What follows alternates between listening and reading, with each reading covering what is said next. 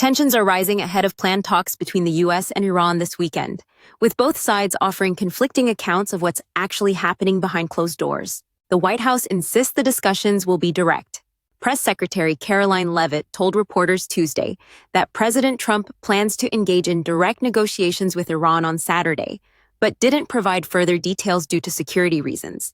But Iran's not on the same page. Foreign Minister Abbas Araghchi told Iranian media the talks would be indirect, with Oman stepping in to mediate. That report, from Iran's Tasnim news agency, throws a curveball into already fragile diplomacy. The back and forth over the format of these talks adds even more uncertainty to what's already a high-stakes meeting aimed at curbing Iran's nuclear ambitions. We'll keep you updated as the situation unfolds.